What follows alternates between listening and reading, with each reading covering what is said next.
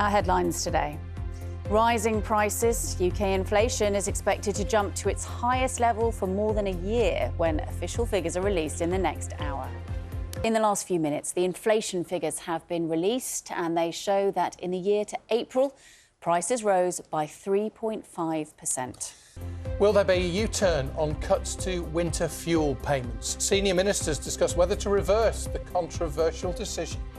Recreating the miracle of Dunkirk, 85 years after hundreds of small boats rescued thousands of Allied troops during World War II.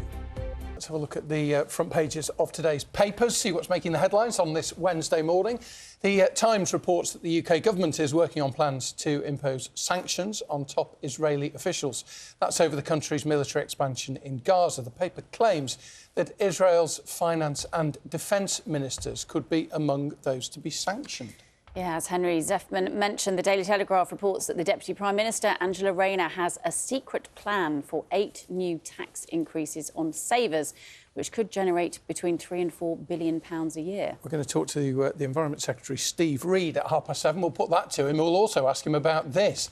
Water bosses, it says, will finally be punished. That's according to the Metro, as the paper reports on new figures suggesting more than 80 criminal investigations into sewage spills have been carried out since Labour came to power. As I say, we'll speak to Steve Reid, and we'll also, in about 10 minutes' time, talk to the water campaigner Fergal Sharkey.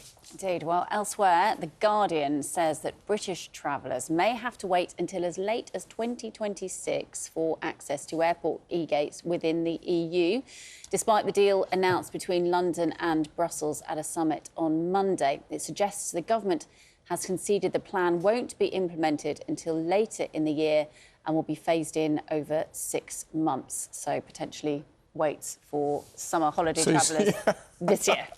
There was a suggestion before the detail was announced that different countries in the EU might be able to do it differently. So that would be quite interesting to show different countries' reaction to making us queue up. There's a story in the Mirror today about wondering whether Noah's Ark has been found halfway up a mountain in Turkey. It's Mount Ararat, I think, actually.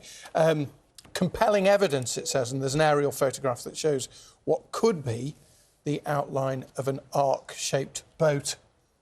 No way is this really the biblical ark, it asks. Interesting. The Times, it's got a story about homeworking, something that, well... It's not an option for us. No, but this is sort of our home, isn't it? This is our living room. Sitting on the sofa. This report saying that basically half of staff would look for a new job if they were forced to return to the office full-time. So it's something that people feel really strongly about, doesn't it? And they've got various bosses saying that staff working from home are not doing proper work. Apparently that's according to the former M&S boss, Stuart Rose. Stuart Rose says that they're not doing proper work. Yeah. Meanwhile, Lord Sugar branded them lazy gits. There you go. To the point, according the debate to the Times. continues on that one. There we go. Tonight at 6, a major government U-turn for pensioners. We want to ensure that as we go forward, more pensioners are eligible for winter fuel payments. Yes, a big U-turn, but half an announcement, because we don't know who will now get the payment or when. Also tonight, Marks & Spencer says its cyber attack will cost it £300 million and there'll be disruption until July. An unexpected jump in inflation in April. Prices were pushed up by the cost of household bills. A very tense encounter right now at the White House as Donald Trump ambushes South Africa's president in the Oval Office. White South Africans are fleeing because of the violence and racist laws. And while camping on Dartmoor is legal, rules the Supreme Court after a lengthy battle with the landowners. Every kind of small craft, destroyers, paddle steamers, yachts, motorboats, railboats, have sped here to the burning ruins of Dunkirk. Recreating the miracle of Dunkirk 80 years after hundreds of small boats rescued thousands of Allied troops during World War II. Feeling trapped when you live 26 stories up and the lifts keep breaking down? We hear from residents in an East London tower block. Really terrifying, to be honest. There's so many disabled people in the building. There's so many people with chronic injuries, people with spinal injuries who've had to move out in this situation. Also on the programme.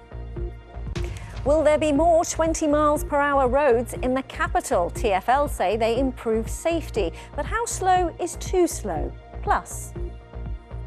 I'm with the Tottenham fans who have travelled to Bilbao for one of the biggest nights in the club's recent history, in the hope of seeing their team lift a first trophy for 17 years.